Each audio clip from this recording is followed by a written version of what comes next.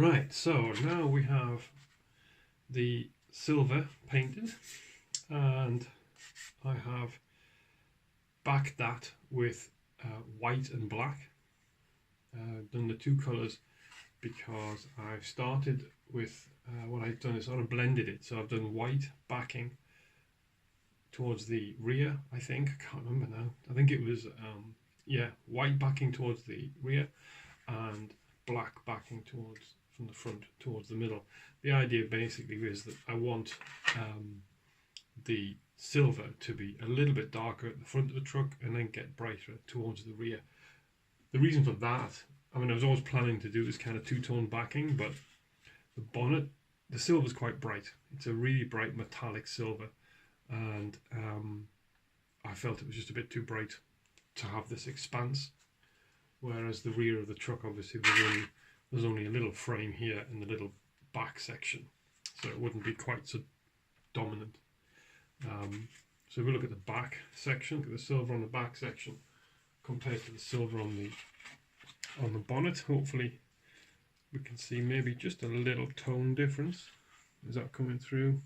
Hard to say, but there is, you know, I can see a tone difference between the silver of the bonnet and the silver on the rear section boot, I could call it, but on the tail piece. So that's cool. There's just not a lot of bodywork to actually show that transition. So there might be some notes on the sides, but we'll see. Always worth a try. So the next step basically now is to get the digital camo peeled off, put the grey on, the metallic grey I'm going to use for the camouflage, and then I will do the shading with the black and white back coat in reverse this time. So I will have the grey being darker at the rear and lighter at the front. Okay, just, well, why not? You know, why not? So let's start getting the camo pattern off. Now, before we do, just want to point one thing out. I have had a look at this and I have noticed that in various places, especially around the difficult bodywork here, that there is some underspray. It's got under the masking. Some of this is over the top. It's like overspray on the film, but I can tell, like there, for example, here, where I know there's been a little issue. You can see maybe there with the mask coming away, where it's not conformed properly. I have ended up with some overspray. So what I'm going to have to try and do is we're going to peel this off, and then I'm going to have to try and repair some of the damage, try and get some of the paint back off the Lexan before the grey goes on.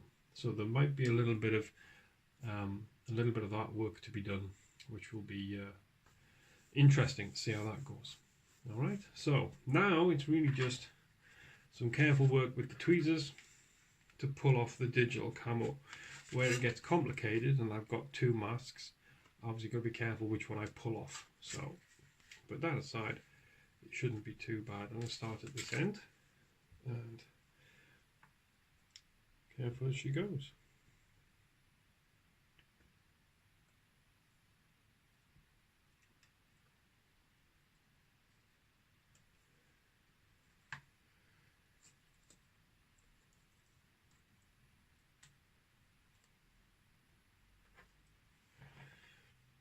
Yeah. There's a lot of overspray, obviously, that's why they've got films on them. But that's what we're going to be doing. So I'll complete that, and then we'll pick it up before we go down to do the painting. Obviously, we'll pick it up and we'll see how much black, particularly, I've got in the wrong places. Right, now what I wanted to just show you quickly is how I'm taking off the excess paint where it's crept under the masking, and it's quite common around these areas, these changes in surface. I had the masks I was using are nice, but they're not very flexible, so they haven't adhered too well. So what I'm getting is quite a lot of overspray creeping under the mask basically. So what I'm going to try and do, let me just make sure you can see this. There's a spot there. Okay, so there's a little bit of silver crept under onto the outside. So I can see it in there. When I look on the top side, I can see it. Yeah, you see the two bits, one bit there and another bit further up. So I'm going to just basically with a knife blade, I'm going to scrape carefully at the paint just to ease it off. It's going to scratch the Lexan a little bit, but I have a greater belief that the paint I'm going to put on will disguise those scratches more so than it will disguise having bright silver overspray. Well, there's no disguising that at all, is there? So obviously the idea is not to get any paint at all where you don't want it, but this seems to be the best way to take it off without gouging at the Lexan, which is of course quite soft. So being very careful.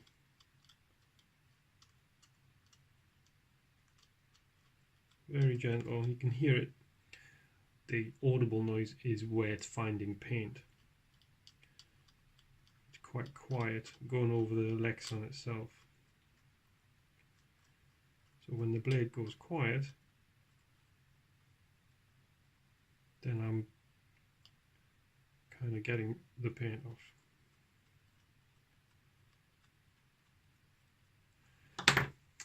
Just with a wet finger, take off the flakes. So that has taken care of that to a much greater extent. Just going to tidy up the lines, a couple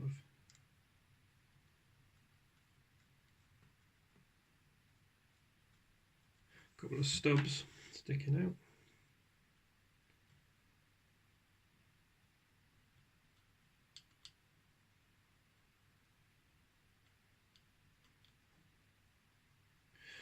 And this is, this is the 30 quid shell. So cocktail sticks are really good as well because they're quite hard but very soft. So this won't mark the Lexan, but it has got enough sharpness and resistance to get off some of the paint. Depends how well adhered your paint is or has. Alright, so we're getting there. Yeah, I'm getting there. I've done the other side. I've done the rear section, but yeah, these side panels are the worst affected by overspray. Just because of this weird. There's a whole range of different shapes going on. Right, done. That was a bit of a mission. A little bit too much of a mission. So I had some problems with the tape not adhering into the corners and so on. So I've had to do a lot of scraping and scratching of paint off. There's lots of it's quite a rough looking job. I'm hoping that the gunmetal is going to cover some of the scratching and general gouging away I've had to do. It's been pretty much every curve here. There's been a problem with the tape adhering. So yes, not fantastically clean results, not as clean as I would like. You just see that now. I'm going to have to clean.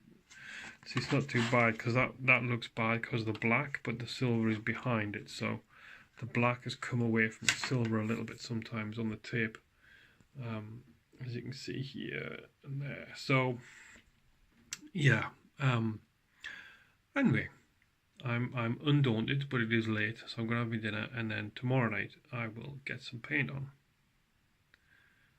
More later. Okay, so we have done the silver coat, and I've pulled the mask off, the camel mask. So we now have basically a see-through camel mask. The colours I've used so far, just to keep you in the loop, these are Fast Tracks colours. I find that these adhere better than the Tamiya colours. I've not had that much experience, and presumably maybe I was just lucky before, but whatever. I've got these. They're also slightly better value, slightly bigger tins.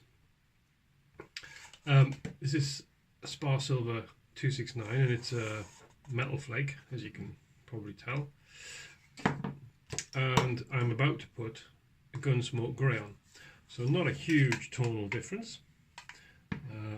Let's hope this is going to be, so it's going to be quite a subtle finish is what I'm after, nothing too dramatic, nothing too contrasty. Now I did mention some overspray issues before, and I've tried to address these. There was quite a lot of them. Okay, so I'm really not sure how this is going to paint up. There's been a lot of scraping, a lot of removing the silver from where it shouldn't be. I'm also left with some issues of not enough silver, so the black, where I've done a black coat, it's come through, so that's going to be another issue I'm going to have to deal with. And so we're getting there, but it's not going entirely according to plan. So I'm going to clean these up, just get rid of the last few flakes of paint off them, and then I'm going to get the Gunsmoke on, and we'll discuss the next step from there. Let's go downstairs and get spraying.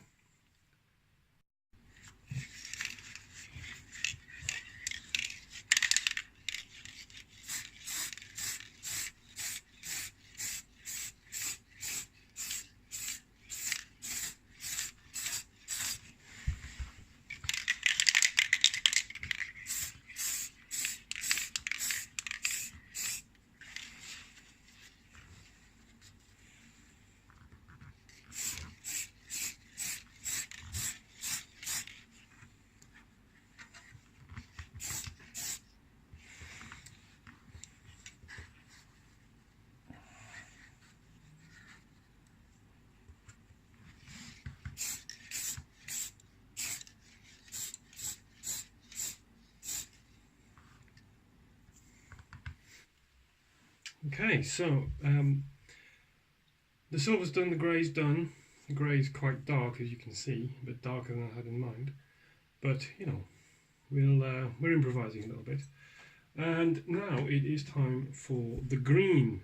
So that's going to mean taking off the green shark's mouth and also the stripe that I've got running up the bonnet, across the roof and onto the tail section. Now, remember the stripe is in 3 parts, so I've got the 2 black pinstripes to do and the green insert. So I'm obviously going to be just taking off the green strip for now.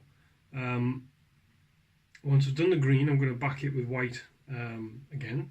Everything else is backed with white, as you can see. And hopefully we'll get all that done in one sitting tonight. And we'll see how we get on from there. Once that's done, it's going to be taking these edges off to do the black. And that then really just leaves the badge, which this is currently stuck on. Obviously that's going to come off. The badge masking that I've done, I did very first thing. That'll be the last bit of painting that goes on.